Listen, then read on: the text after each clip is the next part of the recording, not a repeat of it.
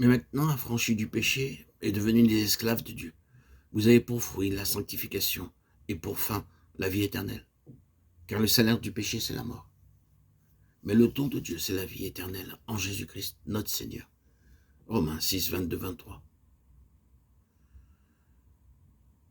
La loi de l'esprit de vie en Jésus-Christ est l'expression de la loi de la vie. La loi de la vie est une. C'est-à-dire, la vie est une loi. Mais cette vie et cette loi agissent de cette manière différente. La vie tout entière demande toute cette expression. Et toutes ces 7 expressions sont nécessaires pour la vie qui est une, et que ce que nous trouvons, c'est que lorsque nous avons reçu cette vie et elle a son propre cours en nous, lorsque nous nous sommes soumis, elle agit en nous, par sa propre loi. Dans ces 7 directions, ces 7 aspects sont des résultats inévitables de cette vie parce qu'elle est une loi.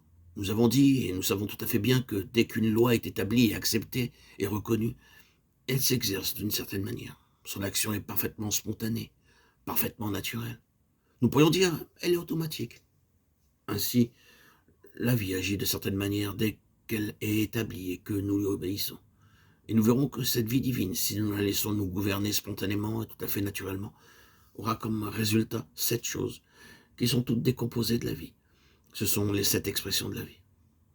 Nous le voyons, la vie chrétienne se résout après tout en une proposition très simple. Nous n'avons pas besoin de comprendre tout cela pour être un chrétien.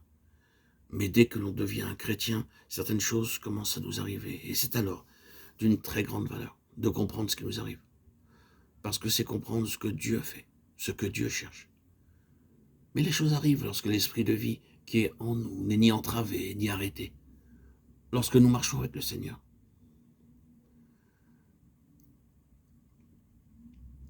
La loi de l'esprit de vie en Jésus-Christ. Car tous ceux qui sont conduits par l'Esprit de Dieu sont fils de Dieu. Aussi bien, vous n'avez pas reçu un esprit de servitude pour être encore dans la crainte, mais vous avez reçu l'esprit d'adoption par lequel nous crions Abba, c'est-à-dire Père. L'esprit lui-même rend témoignage à notre esprit que nous sommes enfants de Dieu. Et si nous sommes enfants, nous sommes aussi héritiers, héritiers de Dieu et co-héritiers de Christ. Si toutefois, nous souffrons avec lui afin que nous soyons aussi glorifiés avec lui.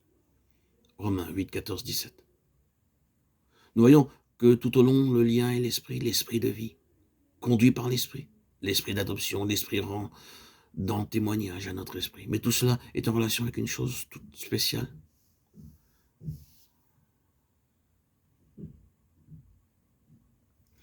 Afin de racheter ce qui était sous la loi et de nous faire obtenir l'adoption filiale, parce que vous êtes fils, Dieu a envoyé dans votre cœur l'esprit de son fils, lequel crie Abba, c'est-à-dire Père. Ainsi, tu n'es plus esclave, mais fils, et si tu es fils, tu es aussi héritier par la grâce de Dieu. Galates 4, 5, 7. Ce passage est presque une répétition de celui de Romains 8, l'esprit d'adoption, afin de nous faire obtenir l'adoption finale. Et vous avez oublié l'exhortation qui vous était adressée comme à des fils. Mon fils, ne méprise pas le châtiment du Seigneur et ne perds pas courage lorsqu'il te reprend. Car le Seigneur châtie celui qu'il aime et il frappe de ses verges tous ceux qu'il reconnaît pour ses enfants.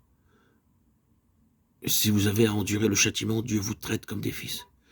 Car quel est le fils que son père ne châtie pas? Puisque nos pères sont dans la chair, nous ont châtiés, que néanmoins, nous avons eu du respect pour eux. Ne serons-nous pas, à bien plus forte raison, soumis au Père, des esprits pour avoir la vie? Hébreux 12, 4, 7, 9. Il n'est pas difficile de trouver le lien avec la vie, l'effet de la vie. Nous trouvons ici que la vie agit dans la ligne de la position de fils. Dans tous ces passages, l'état de fils est présenté en relation avec la vie. Et l'esprit est l'esprit de vie.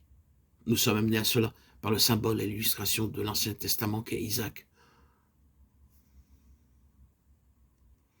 Une grande chose nous est dite d'Isaac dans Genèse 17, 19.